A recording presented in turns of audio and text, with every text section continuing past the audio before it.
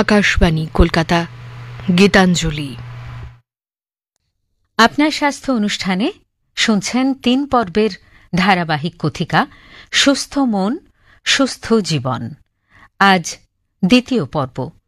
বলছেন মনোরোগ বিশেষজ্ঞ ডাক্তার বল্লরী চট্টোপাধ্যায়। প্রথম পর্বে আমরা কথা বলেছিলাম মন সুস্থ রাখার এবং আনন্দে রাখার জন্য কি কি আমরা করতে পারি। সেদিন আমরা কথা বলেছিলাম ঘুম এবং রুটিন নিয়ে। সেটাকেই আমরা আজকে কন্টিনিউ করব। মনকে আনন্দে রাখার জন্য আমরা কি কি করতে পারি এবং কিভাবে আমাদের মন সুস্থ থাকলে জীবন এবং শরীর সুস্থ থাকবে। যেরকম আমরা ভেতর আমাদের কথা বলে, আমাদের মনও কথা বলে, আমরা কিন্তু ওটা শুনি না। আমরা সেটাকে মনে করি যেন ইগনোর করে যাই, পাত্তা দিচ্ছি না।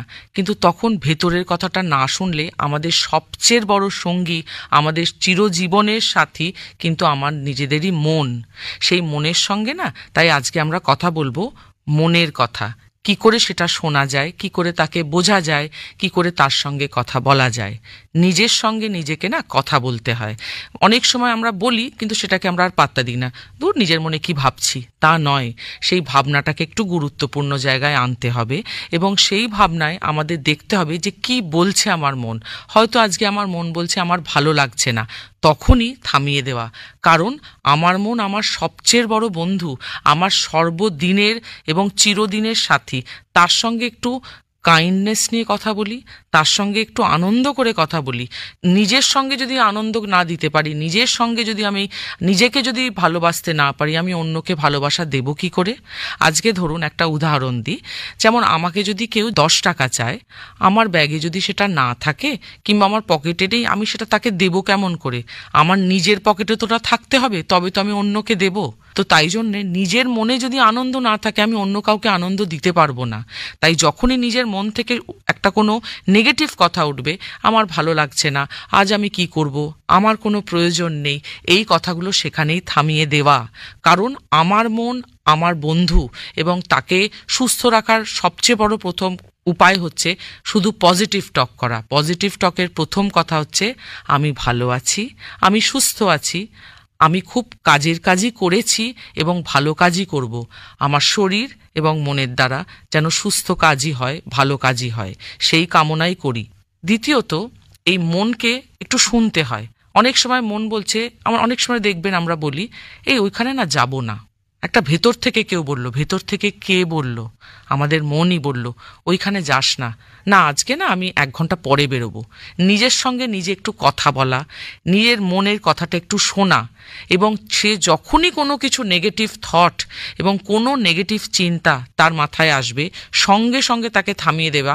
কারণ সে আপনার চিরদিনের সাথী, তার চেয়ে বেশি কাছের তো কেউ হবে না। এবং নিজে যখন আনন্দে থাকবো, আমি আরেকজনকে আনন্দ দিতে পারবো। নিজেকে যখন ভালোবাসবো, সেই ভালোবাসা থেকে তখন অন্যকে দিতে পারবো। নিজেই নিজেকে ভালোবাসতে পারছি না, আমি অন্যকে কি করে ভালোবাসবো? নিজেকে থেকে রাগ হয়ে যাচ্ছে।